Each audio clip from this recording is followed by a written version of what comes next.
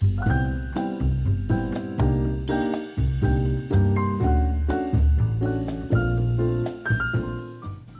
everyone, welcome to day 27 of World Watercolor Month. I'm doing a botanical inspired month with loads of different illustrations.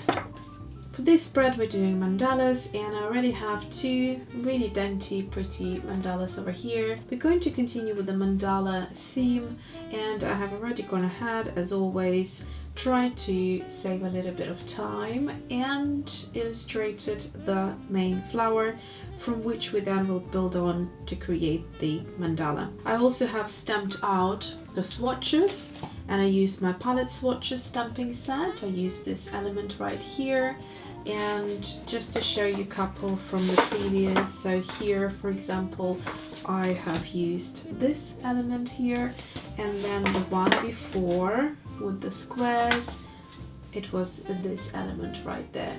Besides that, we also have the 24, 12 and a 6 palette swatches. They're great if you're starting a new color palette, or if you're buying a new set and you want to just make a little memo, document it, or make a journal entry about those specific colors. So I'm also going to use some of the elements from my summer florals, botanicals, and possibly the floral sets. Most of these are available on my website alyonacreates.com. To begin with, I'm going to use this element from the botanical set, and that is going to be my main element that will be repeated 4 times, so it will be the largest, and I'm going to stamp it so it kind of is more or less in a straight line, and then repeat it 3 more times at the bottom and on the sides.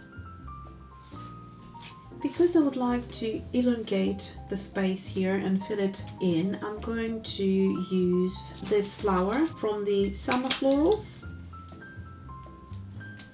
It's inspired by Jasmine, right at the top.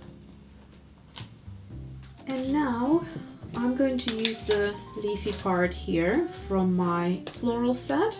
This set is sold out, but you can replace it with some alternatives, like for example we've got different leaf elements in both summer florals and botanicals. So botanical set has individual petals and leaves that you can construct, put together and build a kind of element.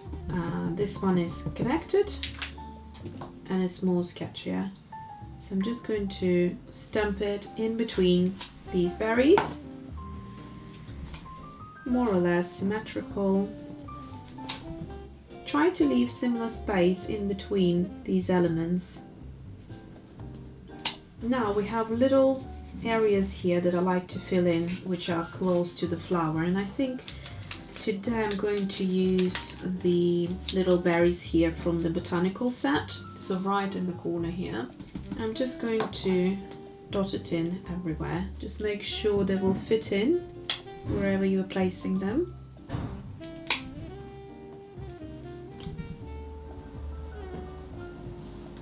And now I'm going to line everything out using a 01 liner that is waterproof. Obviously waterproof is the key. If you're new and you haven't seen all the other illustrations, I thought I'll point it out to you.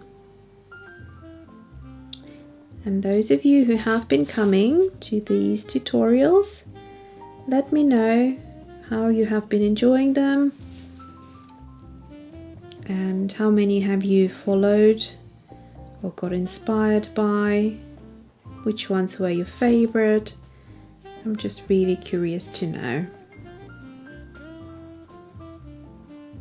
I have lined everything out, and I'm going to show you how to do the berries. And although it took me a minute to do it, I usually put a podcast on, and I will leave a link below to the podcast that I have been listening to, which is so inspiring and really interesting. At first I thought it might not be for me, but then I was really glad once I got into it. It's a really long podcast. I think it's over 2 hours, and I've been listening to it when packaging orders and also when I do illustrations, just relax into it. So first of all, I have lined out the berries with the 01 and then I go in with the 05 like we've done in some of the previous illustrations and just fill in the berries with the black.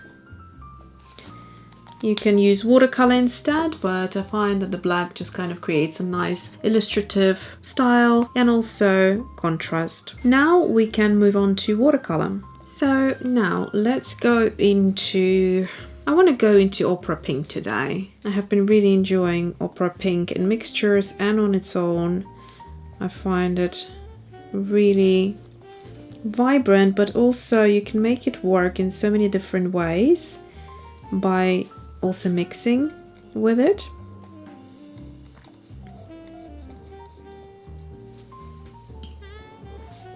It works here so well because mandalas have like a center that you build on from, and in my case, as I'm doing a floral mandala, I'm kind of enjoying these focal point central flowers, and what could be better than a bit of Opera Pink in one way or another used in the illustration.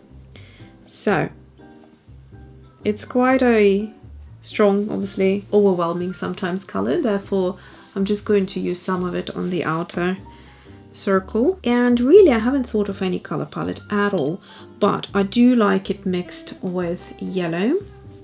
So I think I'm just going to add a little touch of it into the yellow. Really like what I've done here with the berries. I'm just going to swap to a smaller brush and maybe even go ahead and add a bit more just to create like an orange and just fill in these berries. There's a hell load of them. So just put a podcast on maybe if you're doing this later on and just enjoy it. Like I said before in one of the other videos, I am planning something big for the final day of July and can't reveal yet what, but it will be like a hefty piece, so I'm looking forward to it. It'll be a good celebration of 31 illustrations this month, which is a record. I have done a watercolor month before, but I think it was a lot kind of faster and easier. It wasn't as intricate or detailed as this one, so it really has been a challenge, like I also said before, but a good one. As I'm thinking of starting Pinterest later this year, this kind of will be the celebration of all the dedication I've done on YouTube and YouTube not really circulating my videos at all. And I think it shows it quite well. Of course, old drill, the memory card got full. So yeah, I was saying that even with daily videos you can see that like you just get nowhere no matter how much hard work you put in, and that's just something I'm not used to, and that's something I don't support because historically I'm into, you know, work hard and play hard kind of thing, but there is working hard but not playing hard on YouTube. You just don't get the financial support or, you know, like nothing that would at least get you more views or more subscribers. They somehow put your videos in a box where they just don't show it on the, I don't know, algorithm that much. There's also this weird thing where you have to be kind of a monkey to follow their stupid rules and like do certain things so the algorithm picks up. Apparently if you do some like screw up faces on the thumbnail, that the algorithm just gets somehow picked up and the video gets circulated. But I know YouTubers who would sell their soul to get a few views and just like have no sort of self-respect or dignity, you know, and they can do whatever they want, but it's just not me. And as you go through years and years of creating content and you feel like you're not getting much out of it from specifically from YouTube here, then like, you know, why would you invest your time? And I think this is why so many YouTubers have just left to Patreon and have really had a good income there. And at the end of the day, you know, no one pays you to get good equipment, good camera. You do it all out of your own kind of pay. So anyway, I thought I'll mention that. And yeah, unfortunately, YouTube has become this sort of polluted, oversaturated place that has a lot of people that have no idea what they're doing. And yes, in a way, maybe they inspire others to also pick up their brushes, but I want to see more professional creation, and I want to see people who know what they're doing rather than the blind leading the blind. I'm not into that. I think there's always a level of knowledge, and then sometimes people hit their maximum and they can't go more, like any further from that. And unfortunately, that's what YouTube has become, which I feel, how shall I put it so it doesn't sound wrong, but in a way I feel like with Etsy, you know, when you grow out somewhere and you open up your own shop, you move on to Shopify, which is more professional. I feel the same way about YouTube. It's unfortunately for me kind of going down the hill, and not sure where it's heading really. So now I'm going to use this orange mix. So same one as on the berries, just more intense, and that one has more opera pink in there. I'm just adding the color onto the tip of the petals, and I'll wait for it to dry a little bit as I'm doing the green. For the green, I'm going to go into the same green. I kind of have been stuck on this color palette a little bit, but I'm really enjoying it. I'm going to add a bit more of the yellow to this sub green.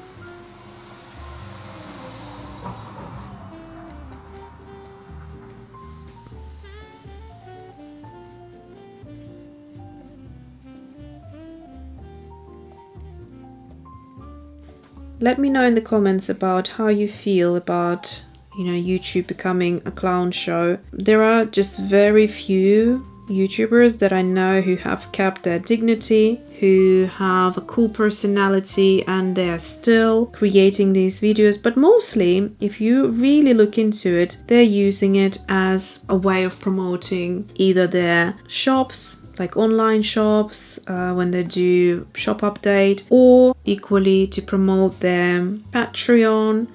And you know, that's exactly where I'm heading. And I know how many of you have been enjoying my content, but I want to kind of create a more intimate setting for us, somewhere where we can maybe chat about things that we don't want to chat so publicly here on YouTube, and maybe like open up more about our fears about art, or you know, what kind of holds us back, and have more meaningful conversations. Because again, YouTube just silences a lot of YouTubers, so you can't say things, or you will be demonetized, or like they don't circulate your videos, or you know, there could be all sorts of things. So I'm just not into this same kind of thing where on things like Facebook has done it so many times. If they see someone share their opinion, they just silence them. So I don't want to be supporting a platform that is doing this, really. I think we're all adults and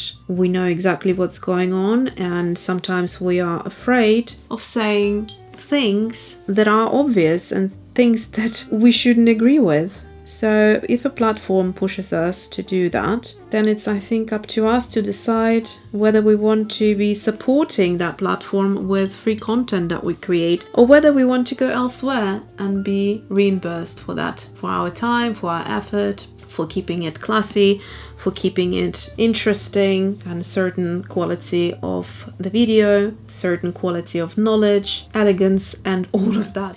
So that is it. I am loving the colors here. And again, what did we use? We used a yellow, the pink, and the green. So just 3 colors today? Oh my god. So let's see. I'm just going to actually take some of this green gold, and with a very zesty mix of it, I'm just going to add it for some extra depth, blend out a little bit of it.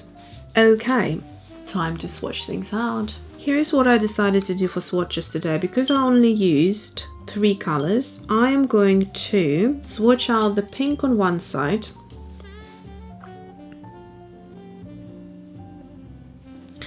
and I'm going to swatch out the green on the other side,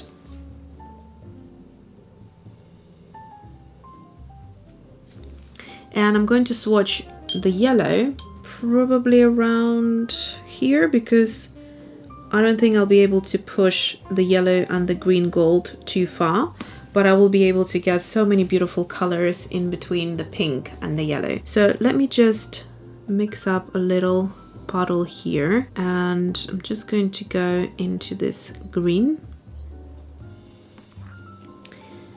and swatch out the yellow and the greens first as mixtures.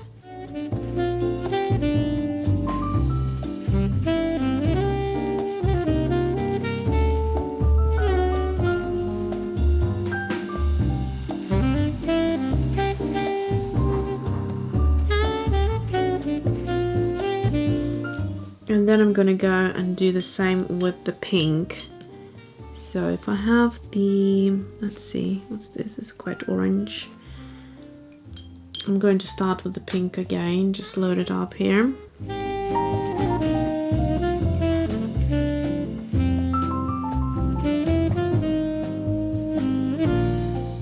And then as I go, I will add more yellow to it.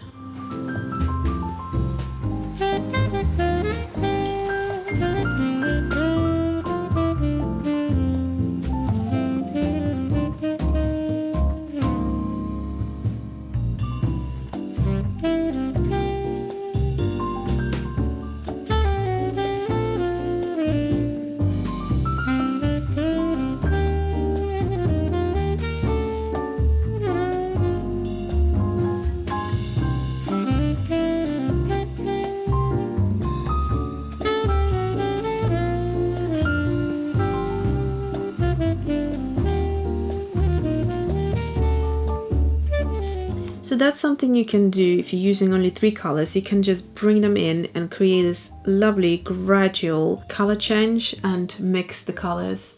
So let's have a closer look at our mandala today. These berries kind of remind me of lilac. I should do them in a purple color.